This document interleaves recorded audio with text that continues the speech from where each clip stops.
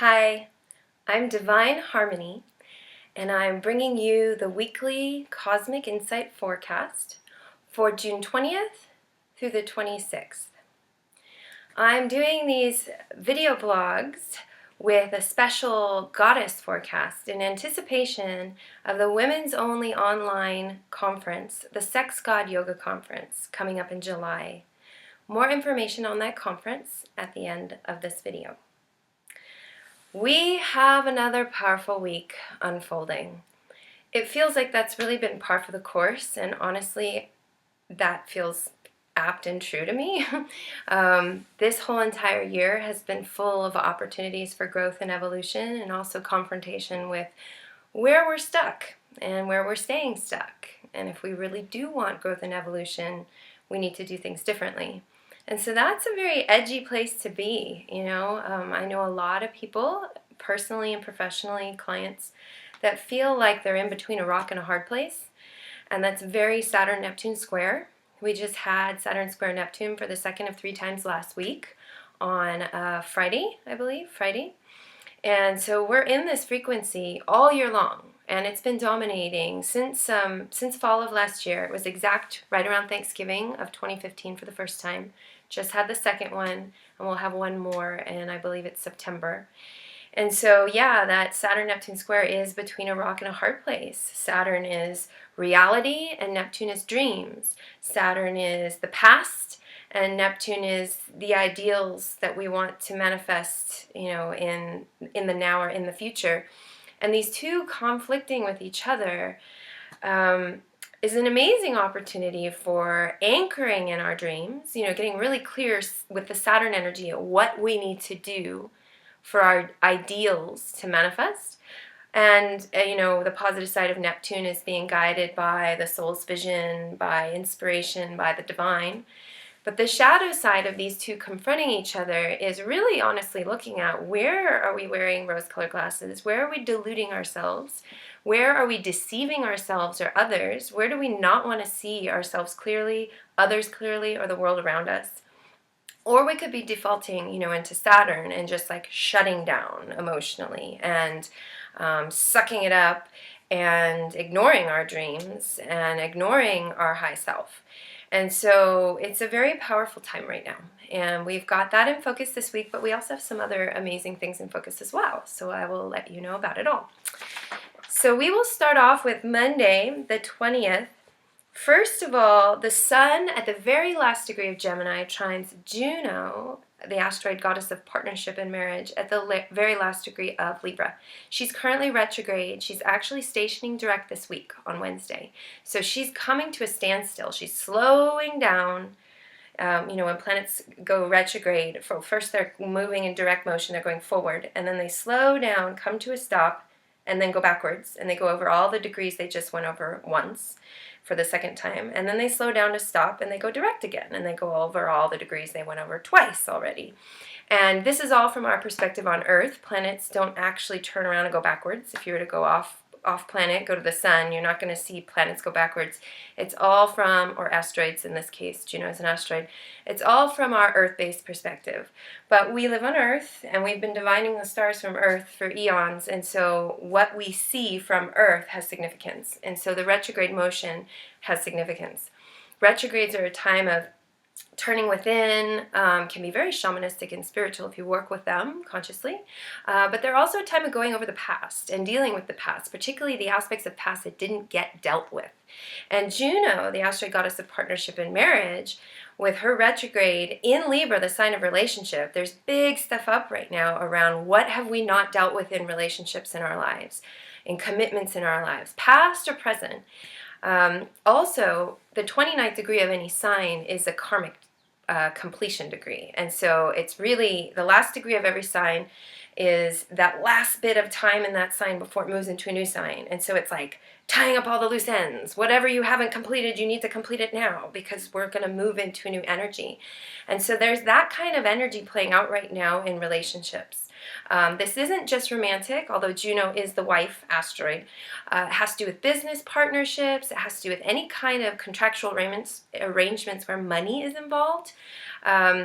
anywhere where there's two people that need to share power, Juno can be a part of that experience.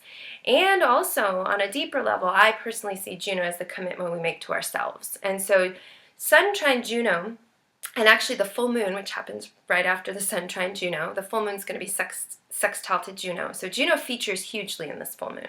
And I wrote a whole lunar insight on this. You can find it on my website. It's quite long, so I'm not going to go into all of it. But in short, there's huge things up around karmic completion in relationships and relationship patterns that we keep playing out for lifetimes. If you can look at all of your past relationships in your life and you see a common thread, that common thread comes down to you, or to me. Like, it's the lowest common denominator in all of our relationships is us. And if we keep coming up against a particular pattern over and over again, we can't blame it on the other people. It's not the other people. It's us and what we're drawing in. And so this is an amazing time to really bring light to those patterns and making the decision to change them from the inside out. So not thinking, oh, I just need to find a new person, everything's going to be better, or whatever, I need to leave. Maybe that is the case, but that's not going to do it if you don't do the work on the inside. The inside work is where it's at right now. And that's the case this summer. It's a huge portal of time for inner work. I was talking on the phone with my friend earlier today, and I was just like kind of joking with her, as just like, God, this inner work thing, which I've been doing for a long time, so it's not like it's new, but it's so much work. Like, it really is. It's called inner work. It's work. And, you have your stuff come up, and especially if you're trying to get into core wounds, which is what this whole time right now is about, if you utilize it as such. And I'm definitely doing that work right now in my life. Going into your core wounds doesn't feel good. It's not fun. It brings up all of your pain and suffering from childhood, from past lifetimes. Like, it's really intense. And it's so intense to the point where sometimes you can't do anything else. You can't get your work done. I was supposed to make this video yesterday and I couldn't because I was too in my process. And I was just like, it's not happening. And so I actually understand why people wouldn't want to do the work, because it's so much fucking work. Excuse me for the swear word. And it's, it really actually has to be your commitment. More than success, money, stability, security. Like, the inner work has to take precedence if you want to move through and beyond the stuff that keeps tripping you up. You can't just dip your toe in. You got to dive headlong into the deep end of the pool to do this kind of work. So anyhow, that opportunity is available, and the full moon triggers it. The full moon is in Sagittarius. It's at 4:02 a.m. on Monday morning, and this is all about truth. This is the second full moon in Sag, so it's actually an astrological blue moon. Typically, a blue moon is when there's two moons in the same month, full moons in the same month. That's not the case because the other full moon was in May, but this is an astrological blue moon, which means two full moons in the same sign. And this whole portal of time, this month from full moon to full moon, and even actually because we're still in the lunar cycle we're in right now till the end of this lunar cycle, has had a huge focus on discerning truth and being able to tell what is truth, what is my truth, where am I aligned with it, where am I not, where am I saying something's my truth, but my actions are actually completely opposite of that truth or what I say I want to be living. What is the truth around me, of the people in my lives and the situations going on in the world at large? What is the truth of political candidates, that are running for office? Who's telling the truth? Who's lying? This is up big time right now. And this full moon is also at the karmic completion degree. It's a 29-degree Sag. So big things up around completing patterns that we've been playing out, maybe for even lifetimes. Opportunities, obviously. All the astrology is just opportunity, and then we choose if we're going to work with it. So that's Monday morning, and then we have Venus trine Black Moon Lilith, which is really lovely. Both Venus and the Sun are trining Black Moon Lilith this week. The Sun is on Friday, I believe. They're both in watery, emotional, intuitive, sensitive Cancer, and then trining Black Moon Lilith in Scorpio. The emotional waters are deep. There's profound opportunity for healing when we go into all of our, emotions and somatic experiencing, as opposed to just come from the head and try and check out or separate or, intellectually analyze but not actually go down and in. And there's a lot of magic afoot. With Black Moon Lilith is the dark goddess. She's fierce, she's powerful, she sees beyond the facade, she gets to the truth. And when she's linking up with the Sun and Venus, she can help us see the truth of our hearts, of our egos, of our path in life, of what's right for us. Very beautiful healing energy to be playing out this week. We also have Mercury opposing Saturn and squaring Neptune on Monday. And so this is a follow-up of the Sun and Venus, who triggered the Saturn-Neptune square the week of, or the days of rather, June 1st through 4th. So the Sun triggered Saturn and Neptune, also Jupiter, from June 1st through the 4th. Venus did so June 2nd through the 4th. And then we had the new moon on the 4th, which was opposite Saturn, square Neptune, square Jupiter, square the nodes. It was a mutable grand cross new moon, really, really powerful, potent new moon. I wrote a lunar insight on that as well. You can find it on my website under astrology blog. So Mercury is now triggering what the Sun and Venus triggered. So it would be good maybe to think back to what was going on for you June 1st through 4th. What was ending, releasing, what was revealing itself, what confusion was there, what deception was playing out within ourselves, with others, the world around. Mercury involved has to do with the mind and communication, and it's a really important time to be questioning what you hear, questioning what you think, finding balance in between that space of wanting to run away and wanting to run towards, but come in between in the middle and stand in the place of stillness and watch the patterns. Communication can be heavy and serious and maybe even intense. It could also be deceptive, illusory, confusing, not completely above board. And we need to be able to discern when something is real and when something is not, and that's actually not easy right now. So this is not really a time to be making broad sweeping decisions and commitments and signing on the dotted line, because not everything is clear at the moment. So keep that in mind. And then the Sun moves into Cancer, and that is actually the summer solstice for those of us that live in the northern hemisphere, or the winter solstice for those who live in the southern hemisphere. Solstice literally means sun stands still. And if you were to track the sun and how it rises at the same time every day over the entire year, on the solstice, we actually, in the summer, in the northern hemisphere, on the summer solstice, we actually see the sun rise as high as it will in the sky. It's not going to go any higher. And so it's the point of most light. The longest day of light, shortest day of night. It's the reverse in the southern hemisphere. But it is a point of coming to stand still within oneself. It's really a good time to reflect on all that has grown for you in the last 6 months during the sun's journey upwards, because the winter solstice, December 21st, I believe it was last year, sometimes it's the 20th or the 22nd, it was as low as in the sky as it would be, and then it slowly rose, and increased over the last 6 months. Now we're hitting the peak of the sun's light, and we're going to start descending. And so it's the beginning of summer in the northern hemisphere. It's a time of a lot of people are, playing. There's no school. They're trying to have more vacation time. It's a time to be in the light, to enjoy who you are, but bring more consciousness also to who you are, all the pieces of self. So we've got that summer solstice happening on Monday. Now Tuesday is an interesting day. We've got retrograde Mars, who's about to station direct next week, so he's starting to slow down too. Retrograde Mars in Scorpio, and he quincunxes Eris and Aries. Eris and Aries and Ceres. And then later that day, Ceres aligns with Eris. So we actually have a triple conjunction right now of Uranus, Eris, and Ceres. Uranus aligned with Eris 2 weeks ago on June 8th. And then this week, Ceres aligns with Eris on Tuesday the 21st. And then Uranus aligns with Ceres on Thursday the 23rd. So we have the rebel, the revolutionary, the great awakener, Uranus, aligning with Eris, the goddess of discord and chaos, the one who turns things upside down to show what nobody wants to look at, which Uranus and Eris actually have a resonance in terms of their archetype. And then Ceres, the great mother asteroid goddess. Now, on one level, this can show disruptive things playing out in home family situations in regards to safety and security, in regards to nurturing and nourishment of the self or coming from others. It can be very volatile kind of energy, but it's also a powerful energy for change. If things haven't been going well, like this will bring up that last bit of crap that, you know, we've been stuffing down, trying not to address or deal with, and we'll do so that we can address and deal with it.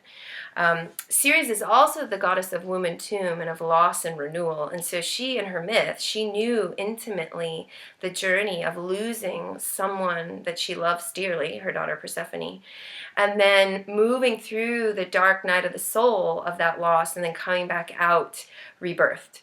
And so Ceres involved here is a reminder to navigate the deaths in your life with consciousness.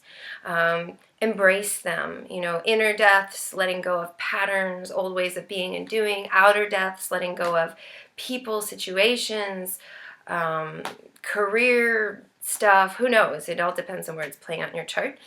But that is up right now, big time, this month, this week for sure. And with Mars quincunxing it, there can be a lot of fire and anger and even rage to address, digging deep and really getting into the core of our fears around loss, around betrayal, around our needs not being met. I mean, we can actually really go far into the other end and act out from the primal, primitive reptilian brain with Mars retrograde in Scorpio. We can be just going into this is, I'm never going to have enough, I'm never going to whatever, and then act out, you know, and not really recommended. And if you do, you know, find ways to pull yourself back into present moment if you can. But having healthy outlets for anger and rage is very necessary this week. Otherwise, it can explode, you know, in unconscious ways that cost you more than you maybe would have wanted to pay. Wednesday, the 22nd, Juno stations direct. So Juno, the asteroid goddess of partnership and marriage, is stationary, and there's a huge focus on relationships, contractual arrangements, money arrangements, commitments in our lives, what is ending, what needs to end so something new can begin, major liminal space energy in relationships and connections with others, and really discerning what door needs to close and where the next door to go into that is open is part of the journey. And because of the Saturn Neptune square, it may be actually hard to tell. You may be kind of standing in a dark hallway going, okay, wait, that door's shut, but where am I supposed to go after this? And if you find yourself in that space, try and be with it, you know, sit, meditate, go into all the emotions that come up being in that space instead of just acting out from them. Usually not the most recommended thing. I mean, you know, often we feel like we have to, but that's totally the primal brain telling us, you know, it's not safe, you've got to do something now. But how to balance that also with not just freezing. You know, there's the fight, flight, or freeze response. And fighting, you know, just go head to head and get mad, and fleeing, you just run away. But the freezing response isn't exactly healthy either, because we just go numb and we just hold it all in and internalize. And so we're wanting to find a place of openness with all that arises, so that we're being with our experience. You know, we're not running away from it. We're not running towards it, you know, with a hammer ready to bolt it over the head. But we're also not just going numb so that we completely disassociate from what's happening. Not an easy place to be, and definitely part of the work of self-mastery and shadow work and, you know, the journey to wholeness.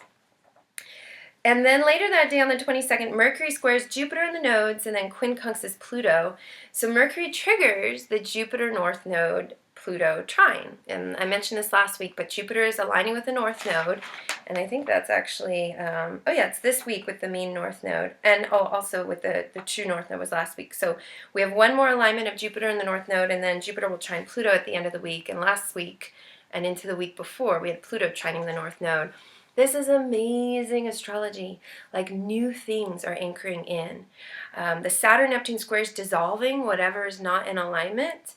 And if we over-focus on what's leaving or what we're needing to let go of, stuck in the past, we'll miss these amazing opportunities that are opening up for us. And in Earth, There's like literal things can manifest, career-wise, abundance-wise, on one's personal path of evolution and growth.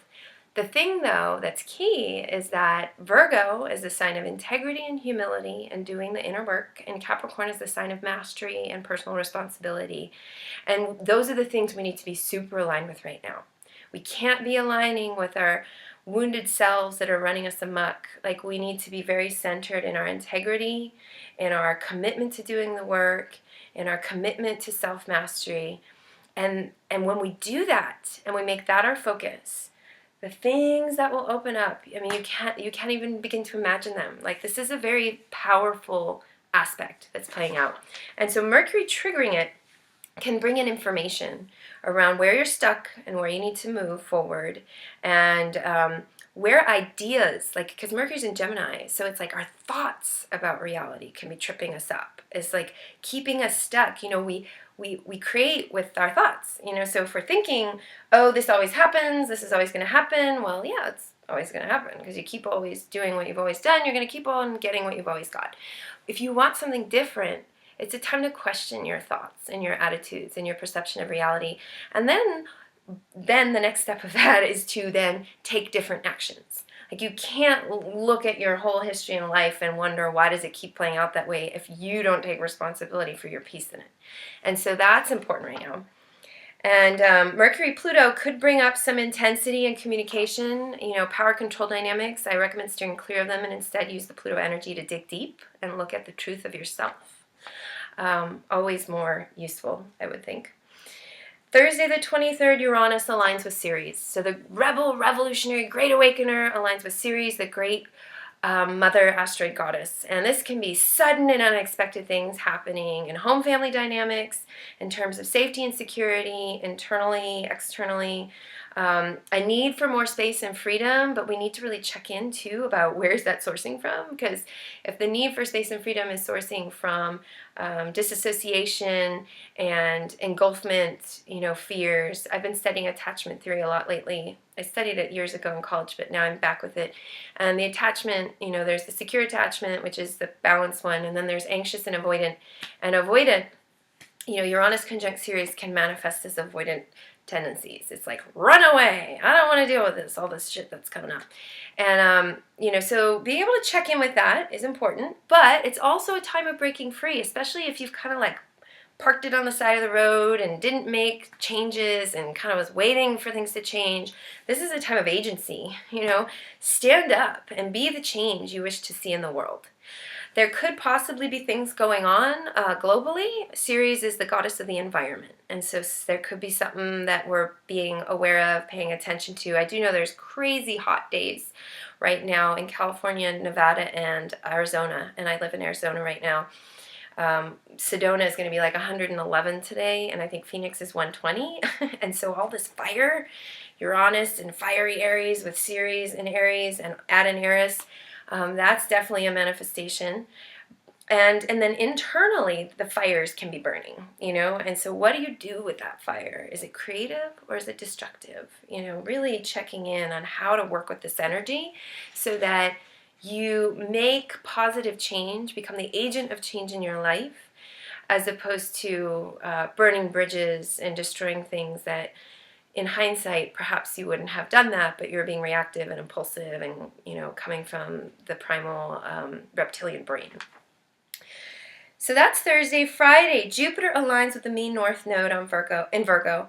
So Jupiter aligned with the true node 3 times, twice in January, once last week. And then this is the only mean node. There's 2 variations of the node. You can Google it for more information. But I like to track them both because I find them both useful. So Jupiter with the north node, amazing new things opening up. Opportunities for growth, for evolution, for seeing our stuff more clearly. Virgo is the sign of service. It's the sign of holistic health and healing. It's the sign of yoga, acupuncture, chiropractic. It's also a sign that makes a lot of self-adjustments. Like Virgo, can be called neurotic, which is definitely the shadow side. But there's a gift with Virgo of constantly seeing all the pieces and seeing what's missing and then working on that. And they do that externally which, sometimes can come across as criticalness and judgment, but they also do it internally, which can be self-critical and self-judgmental. But the positive side of that is this is a sign that really is working on itself. It's not trying to check out and say, oh, I'm great, I'm perfect, everything's wonderful. It's like constantly looking, going, where can I refine myself? Where can I be better? Of course, that can go overboard, but because it's Jupiter, who's the planet of positivity, and it's the evolutionary North Node, it's actually more of the positive gifts of this that's coming in right now, like major opportunities for seeing our path of service, furthering it, aligning more with integrity, doing our work, and of course add in the fact that Pluto's trine, and it's just like transformational energies playing out right now when we commit to doing the work, inner and outer. And then Sun trines Black Moon Lilith that day, and so the fierce, dark feminine energies of magic and passion and deep emotion are all present that day. It's a good time for nurturing the soul. It's a good time for listening to the soul. With all the Black Moon Lilith this week, paying attention to your dreams, to your intuition, to your somatic experience, all of it can be very beautiful and powerful. And then there's no aspects on Saturday, and then Sunday the 26th, we've got Jupiter trine Pluto for the third and final time. So they trined in the fall, and then again in the early of this year. I don't remember the exact date, so I apologize. You can find it on my website. But this is the last one, and it's happening just 2 days after Jupiter aligns with the North Node, and it's happening just a week after Pluto aligned with the North Node. Jupiter and Pluto are all about empowerment. I mean, on one level, this is Earth, so literally it can be like physical abundance, material abundance, professional success and expansion. Of course, it's all earned. So it's not a silver spoon in the mouth. It's like you've been working on something and now that the rewards are coming in. That's the earth energy. It's not a flash in the pan. It's like, I know I want this goal and I'm willing to work for it and I'm going to do all the steps needed until I get there. And so Jupiter trine Pluto can be about bringing in rewards for the work you have done, on yourself, in your career, in your purpose in the world. Amazing opportunities for anchoring more into our own empowerment. Shadow work is not about looking at all your problems and then just belittling yourself. It's about seeing where the shadow is, realizing we all have it, and that it can only really run us unconsciously when we're not aware of it. And so that journey of dancing with the shadow initially can feel very confronting. It's like, wow, all this stuff you couldn't see about yourself, and it sucks. But the journey is actually one into empowerment and wholeness. It's like knowing yourself and knowing your tendencies and knowing where that came from and what experiences in childhood caused it, and going deeper and deeper so that you're not living on the surface. You're living in the depth of your soul and you're emanating out in the world from that place. And Jupiter trine Pluto can definitely assist us in anchoring into the next layer of depth that we're ready for in our lives. And then, last but not least, Mercury, no, not last but not least, there's a couple more things. Mercury quincunxes Mars, Uranus, and Eris. So essentially what Mars did on Tuesday, Mercury does. And so Mercury, it's Mercury with Mars, or sorry, I take it back. Mercury quincunxes Mars and then sextiles Uranus and Eris, so it's a harmonious aspect with the latter. Mercury, Mars, watch out for feisty communication, arguments, conflict, power control dynamics. Never really useful. Be aware, though, Mercury's in Gemini, which is all about the surface, and Mars is in Scorpio, which is all about the depths. And there can be a conflict between the two, within ourselves, where one part of us just wants to, be on the surface and the other wants to get into the depths, or in interpersonal relationships with others, where one person, wants to go down and in, and the other is wants to go up and out. So be aware of that. And then Mercury, Uranus, Eris can actually be quite beautiful in terms of sudden insights, aha moments, important information coming in, and helping us to really see truth for what it is. So pay attention. And then last but not least, Venus quincunxes Saturn. And so that can be a heavier energy ending the weekend. I mean, luckily there's all this beautiful stuff happening with Jupiter North Node trine Pluto. But Venus with Saturn is about reality checks. It's like really getting clear on what is working and what is not in your romantic life, your financial life, in your own self-worth and self-love, in your values. Are you aligned with them? Where are you not seeing things clearly, within or without? I mean, obviously that's kind of a pattern right now. into next week, Venus is actually triggering the Saturn Neptune square. So, Sunday of this week, quincunx Saturn, but then Monday of next week, she trines Neptune. So, more of the getting real, taking the rose-colored glasses off, how to see clearly and discern, but still stay open and coming from the heart. That can be one of the journeys this week and into next week. And then I have to add, this isn't actually till Monday of next week, so I'll be mentioning it in the video next week, but Chiron and the Wounded Healer stations retrograde Monday morning. And so we're going to be feeling that station all week long. Old wounds and pain coming up, our desire to check out, be in denial, escape, play the victim, play the martyr, be overtaken by our emotions, feel like we can't come out. All of that can be very strong this week. Luckily, we have some really beautiful things playing out in the earth energies to anchor us. Reach out to people that love you, get support, take care of yourself, but also be willing to dive down and in, because until we do, we never know all of ourselves. And eventually the work must be done, whether it's in 20 years or 20 more lifetimes. It's on the agenda. And so our moment to choose is now. If not now, when? So that is the weekly forecast. As I said at the beginning, this is a special goddess forecast where I'm looking at the asteroid goddesses and the Black Moon, Lilith, and Eris, as well as the traditional planets, in anticipation of this amazing Sex God Yoga conference. It's a women's only conference happening in July. I will be speaking. There's over 30 other amazing women that are offering their wisdom and experiences. I'm actually really excited to be able to listen to all these other people, and I'm very honored to be a part of it. You can get more information on this by going to the website www.whereismyguru.com and then /sex-god-yoga. And then also in the description under this video, I will put the link and I'll put more information. And I hope the women out there will check it out and join in the sisterhood as we all raise each other up. There's much healing going on right now in the divine feminine, in the divine masculine, these profound shifts that are playing out so that we can meet each other and meet ourselves in a whole new way.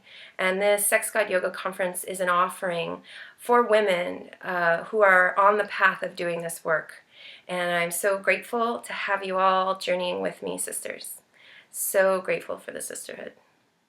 Thank you so much and have a wonderful, blessed week.